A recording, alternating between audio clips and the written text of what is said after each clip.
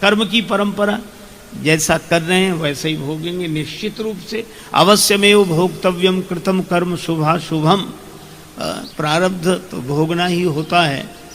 एक राहगीर अपने रास्ते से जा रहा था अकेला।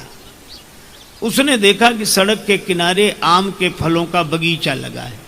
फलों का मौसम था, फल लगे थे। और उसने देखा कि बगीचे में रक्षक तो कोई है नहीं, तो उसके मन में आम खाने की इच्छा हुई। अब आप विचार करना, फल देखा आंखों ने। अब आंख फल दिखा तो सकती हैं, पर आंख पेड़ के पास चलकर जा तो नहीं सकती। तो देखा आंखों ने और गए पांव। अच्छा, पांव फल तोड़ नहीं सकते, फल तोड़ा हाथों ने। अच्छा, हाथ फल तोड़ने तो हाथों को स्वाद मिलेगा कि फल खट्टा है कि मीठा। जिसने देखा वो गया नहीं, जो गया उसने फल तोड़ा नहीं। देखा आंखों ने, गए पांव, फल तोड़ा हाथ ने। और अद्भुत बात, जिसने फल तोड़ा उसने चखा नहीं। हाथों को स्वाद नहीं मिलता कि फल खट्टा है कि मीठा। तोड़ा हाथ ने, चखा रसना ने। और अद्भुत बात, जिसने चखा उसने रखा नहीं, रखा पेट ने। देखा आंख ने, गए पांव, फल तोड़ा हाथ ने, चखा रसना ने, रखा पेट ने।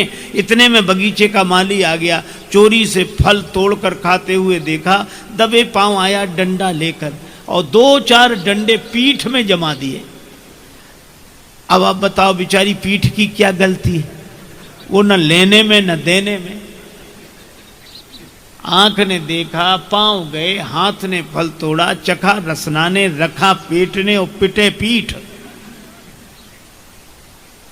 एक सज्जन एक महात्मा से कह रहे थे कि महाराज ये बात तो समझ में नहीं आई, कोई गलती करे किसी को सजा मिले, हाँ, और करे अपराध को और पाओ फल भोग, अति विचित्र भगवंत गति को जग जाने जोग।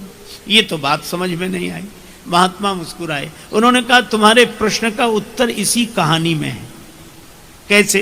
अच्छा, पीठ पे डंडे की चोट लगी, हाँ। दर्द हुआ, हाँ। अच्छा, तो दर्द होने पर रोया कौन? आंसू कहां से निकले?